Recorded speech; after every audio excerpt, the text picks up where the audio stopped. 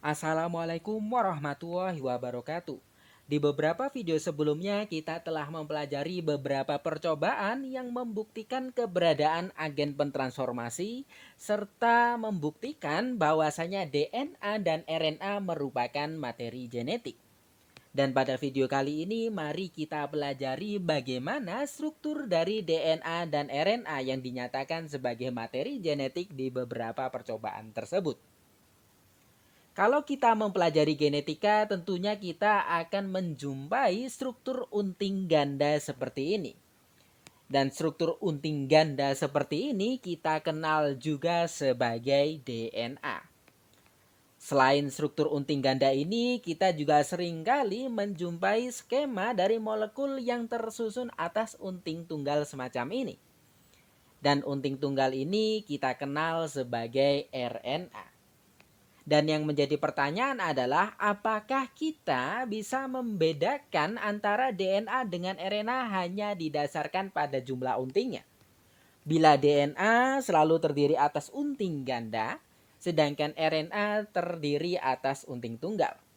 Untuk memastikan menjawab pertanyaan tersebut, mari kita pelajari video ini hingga akhir sehingga kita bisa menyimpulkan apakah kita bisa membedakan kedua molekul ini hanya didasarkan pada jumlah untingnya. Oke, sebelum kita lanjutkan video ini, kita perlu mengetahui dan mengingat bahwasanya DNA dan RNA itu dikenal sebagai asam nukleat. Ya, jadinya asam nukleat itu tersusun atas dua macam ya, yaitu DNA dan RNA. Sekarang mari kita pelajari strukturnya. Oke, ini DNA, unting ganda. Dan di sini bisa kita lihat DNA ini tersusun atas beberapa komponen. Agar memudahkan kita apa saja komponen yang menyusun DNA ini, maka kita datarkan skema ini menjadi skema semacam ini. Oke, sebetulnya baik DNA maupun RNA itu komponennya sama. Tersusun atas 3 komponen utama. Nah, komponen utama pertama adalah fosfat. Ya, ini ya ada P. P ini merupakan fosfat. Selain fosfat, di sini ada segi 5. Ya, segi 5, fosfat lagi, segi 5, fosfat lagi.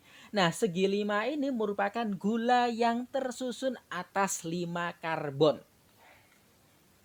Karena tersusun atas 5 karbon, maka gula ini kita kenal sebagai pentosa. Penta itu 5. Ya, gula pentosa adalah gula yang tersusun atas 5 karbon.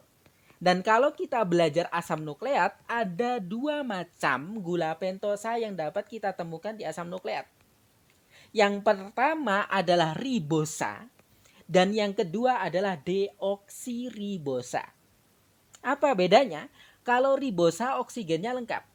Di sini bisa kita lihat ya strukturnya. Tadi saya katakan gula pentosa adalah gula yang tersusun atas 5 karbon. Kita lihat di sini. Oke, sebentar. Saya ubah pointernya agar jelas. Nah, ini. Ya, ini merupakan karbon pertama di sudut sini, kemudian ini karbon kedua, ini karbon ketiga, kemudian ini karbon keempat, dan yang karbon kelima ada di sini. Sedangkan sudut kelima dari segi 5 ini diisi oleh oksigen. Ya, ada 5 sudut dan ada 5 karbon. Ketika kita belajar gula ribosa, maka oksigennya di sini lengkap. Kemudian, selain gula ribosa ada gula deoksiribosa. Kenapa kok dinamakan deoksi? De itu kehilangan. Oksi itu oksigen. Sehingga gula deoksiribosa itu adalah gula ribosa yang kehilangan satu oksigen. Oksigen yang mana? Oksigen yang di karbon nomor 2. Sehingga di sini tangan karbon hanya memegang 2 hidrogen. Ya, ini hidrogen pertama, kemudian yang ini hidrogen yang kedua. Bisa kita lihat perbedaannya antara deoksi dan ribosa. Pada ribosa, tangan karbon yang bawah memegang OH, gugus hidroksil, ada oksigennya. Sedangkan pada deoksiribosa, karbon ini tangan yang bawah hanya memegang hidrogen, kehilangan satu oksigennya, sehingga dinamakan deoksiribosa. Nah, ini merupakan pembeda pertama antara DNA dengan RNA. Kalau DNA, gula pentosanya tersusun atas gula deoksiribosa. ribosa. Sedangkan RNA gula pentosanya adalah gula ribosa. Inilah pembeda pertama antara DNA dengan RNA. Kemudian komponen ketiga dari asam nukleat adalah yang di bagian tengah ini, yaitu basa nitrogen. Nah, basa nitrogen ini ada bermacam-macam, namun bisa kita kelompokkan menjadi dua kelompok utama, yaitu basa pirimidin dan basa purin. Ciri dari basa pirimidin tersusun atas satu cincin, sedangkan basa purin terdiri atas dua cincin. Nah, pirimidin ini yang umum ditemukan di asam nukleat itu ada 3 macam, yaitu urasil, kemudian sitosin atau bisa disingkat juga sebagai C, kalau bahasa Indonesianya S ya, sitosin, kemudian timin. Itulah basa-basa pirimidin. Kemudian kalau purin yang biasa ditemukan di asam nukleat adalah adenin dan guanin yang sama-sama tersusun atas dua cincin. Nah, di sini bisa kita lihat ini satu unting, kemudian ini dua unting ya, sehingga di sini ada dua unting yang saling membentuk satu kesatuan. Dan satu kesatuan dari kedua unting ini dihubungkan oleh basa-basa nitrogennya. Bisa kita lihat ya, di unting sini ada basa adenin yang membentuk ikatan dengan basa timin dari unting lainnya. Kemudian di sini ada timin, timin membentuk ikatan dengan basa adenin. Kemudian di sini ada guanin, guanin membentuk ikatan dengan sitosin. Di sini ada adenin lagi berpasangan dengan timin. Kemudian di sini ada sitosin yang kemudian berpasangan dengan guanin. Dari sini kita bisa mempelajari bahwasanya adenin selalu berpasangan dengan timin. Normalnya seperti itu. Dan guanin selalu berpasangan dengan sitosin. Kenapa? Karena adenin sama timin sama-sama mengandung dua tangan bebas. Jadinya mereka, kedua basa ini dapat berikatan membentuk dua ikatan semacam ini. Di sisi lain, guanin dan sitosin membentuk tiga ikatan. Ada tiga tangan bebas yang saling berinteraksi. Nah, di sini antara adenin dengan timin maupun antara guanin dan sitosin ini membentuk ikatan hidrogen. Dan kita bisa lihat adenin selalu berikatan dengan timin dan guanin selalu berikatan dengan sitosin. Nah, ini dikenal juga sebagai saling berkomplementer. Ya, komplement. Jadinya kalau kita pernah membaca DNA itu sifatnya komplementer kedua untingnya ya karena basa nitrogennya selalu semacam itu. Adenin berpasangan dengan timin, guanin selalu berpasangan dengan sitosin. Ikatannya adalah ikatan hidrogen. Kalau adenin dan timin selalu membuat dua ikatan hidrogen, sedangkan guanin dan sitosin selalu terdiri atas tiga ikatan hidrogen. Karena adenin dan timin hanya terdiri atas dua ikatan hidrogen, sedangkan guanin dan sitosin terdiri atas tiga ikatan hidrogen, maka adenin dan timin lebih mudah terlepas dibandingkan guanin dan sitosin yang membentuk tiga ikatan hidrogen. Nah, dengan mempelajari basa nitrogen, kita juga dapat menemukan pembeda lagi antara DNA dengan RNA. Pembedanya apa? Pembedanya adalah dari jenis basa nitrogennya. Kalau kita belajar DNA, DNA itu terdiri atas 4 macam basa nitrogen, yaitu adenin, guanin, sitosin, dan timin. Nah, sedangkan pada RNA, adenin, guanin, dan sitosin ditemukan. Namun timin tidak ditemukan, timin diganti oleh urasil. Sehingga pembeda kedua antara DNA dan RNA adalah dari segi basa nitrogennya. Bila pada DNA kita mengenal atau menemukan timin, sedangkan pada RNA kita menemukan urasil. Sehingga di sini kita bisa mengetahui dua pembeda antara DNA dan RNA. Yang pertama adalah dari jenis gulanya. Kalau DNA itu deoksiribosa, sedangkan RNA itu ribosa. Sedangkan pada RNA adalah dari basa nitrogennya. Pada DNA kita mengenal atau menemukan timin, sedangkan pada RNA kita menemukan urasil. Dan itulah pembeda antara DNA dan RNA. tidak ada pembeda lainnya. Sehingga kalau di awal tadi ada pernyataan DNA itu unting ganda sedangkan RNA itu unting tunggal, tidak selalu. Ada kalanya kalau kita mempelajari virus, ada virus yang tersusun atas DNA unting tunggal. Ada juga virus RNA, virus yang mengandung materi genetik RNA ya. Dan materi genetik RNA-nya berupa unting ganda. Sehingga DNA tidak selalu unting ganda, RNA tidak selalu unting tunggal. Dan kita juga tidak bisa membedakan kalau DNA itu di inti sel sedangkan RNA itu di sitoplasma. Kita juga tidak boleh membedakan hal tersebut. Terus berdasarkan ukurannya itu juga salah.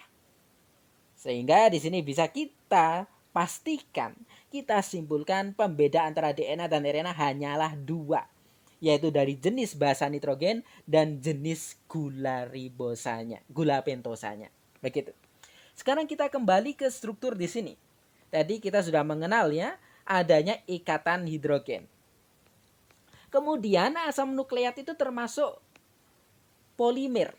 Ya, termasuk makromolekul yang dikelompokkan sebagai polimer.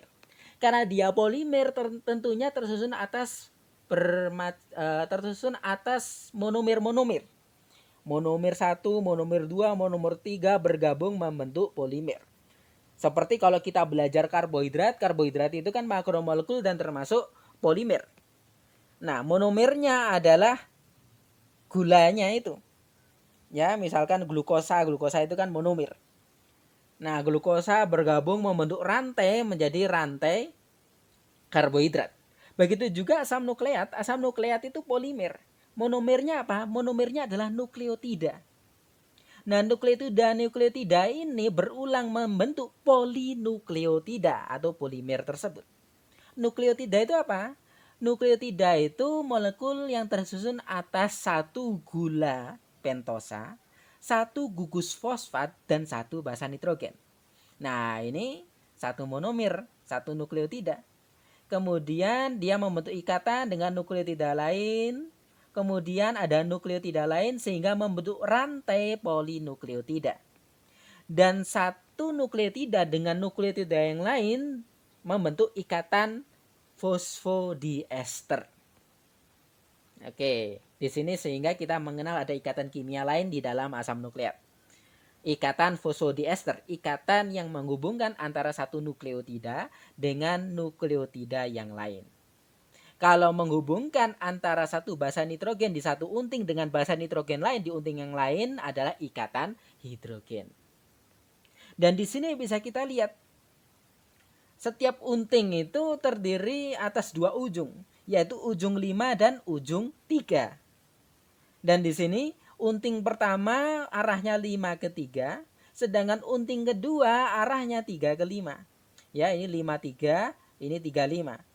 Atau di sini ya, panahnya yang satu ke bawah, 5 3-nya ke bawah, panah dari unting yang satunya 5 3-nya ke arah atas. Dan ketika kita belajar asam nukleat yang membentuk unting ganda seperti ini, arahnya selalu berkebalikan semacam ini. Sehingga kita mengenal istilah antiparalel. Ya, antiparalel. Kenapa kok antiparalel? Karena kedua unting memiliki arah yang berkebalikan.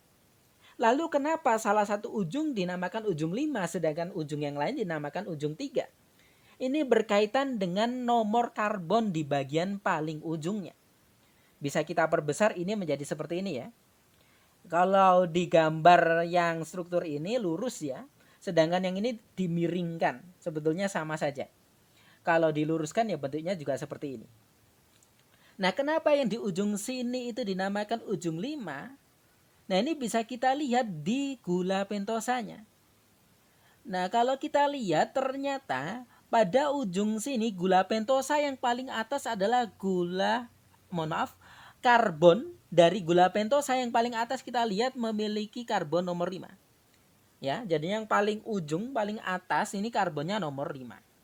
Di sisi lain di ujung satunya, nah kita lihat di sini. Ini ada gula ribosa lagi. Dan karbon yang paling bawah adalah karbon nomor 3. Seperti yang kita pelajari di sini ya. Ini kan gula pentosa. Karbon nomor 1 di sini, karbon nomor 2, karbon nomor 3, karbon nomor 4, karbon nomor 5. Dikatakan di sini ujung 5 karena karbon yang paling luar adalah karbon nomor 5. Dikatakan di sini karbon nomor 3 karena karbon yang paling luar, paling pinggir adalah karbon nomor 3. Nah, dari sini kita sudah tahu ya mengapa dinamakan ujung 5 dan ujung 3 dan mengapa asam nukleat unting ganda itu dikatakan anti paralel. Sehingga ketika kita ditanyakan oleh orang-orang, oleh mahasiswa lain atau oleh siswa, apakah DNA selalu unting ganda dan RNA itu selalu unting tunggal, kita sudah bisa dengan pasti menjawab tidak selalu. Karena pembeda utama DNA dan RNA hanyalah pada basa nitrogen dan gula pentosanya. Oke, terima kasih atas perhatiannya. Di video kali ini kita telah mempelajari struktur DNA dan RNA. Dan pada video selanjutnya mari kita pelajari struktur kromosom. Mohon maaf bila ada kesalahan. Assalamualaikum warahmatullahi wabarakatuh.